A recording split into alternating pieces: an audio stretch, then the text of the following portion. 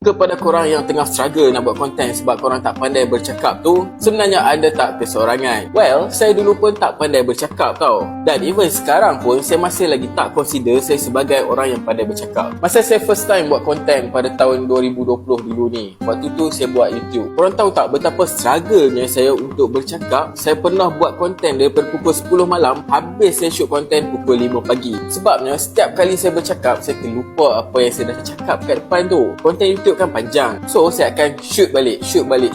Dan kalau ada masalah dekat tengah, saya gagap dan sebagainya, biasanya saya akan reshoot balik sebab saya nakkan perfection. So tips saya untuk korang yang teringin nak buat konten bercakap tapi tak pandai bercakap, yang pertama sekali, korang tulislah skrip. Saya pun gunakan skrip selama setahun setengah sebelum saya akhirnya boleh terus buang skrip dan buat konten secara spontan. Saya dulu masa mula-mula pun baca je skrip tu, kemudian saya upgrade sikit, saya hafal satu ayat, kemudian barulah boleh buang skrip sebab kita dah ada banyak idea bercakap sebab kita biasa bercakap. Kemudian yang kedua, latih diri korang untuk tengok kamera. Tak kisahlah apa saja idea yang datang pun, korang kena tengok kamera. Jangan alihkan pandangan mata korang dari kamera. Kemudian yang ketiga, apabila korang nak bercakap, korang pastikan korang memorize satu sentence secara penuh. Kemudian untuk ayat seterusnya, korang memorize lagi satu sentence secara penuh dan bercakap satu sentence.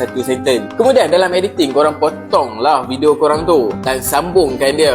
Part-part yang korang tengah baca skrip, tak bercakap tu, korang buang je. So inilah cara yang saya dah buat selama 2 tahun untuk saya bercakap sedikit lancar, walaupun sekarang ni masih lagi tak lancar. So guys, kalau korang ada pertanyaan lain, jangan lupa komen dan follow for more.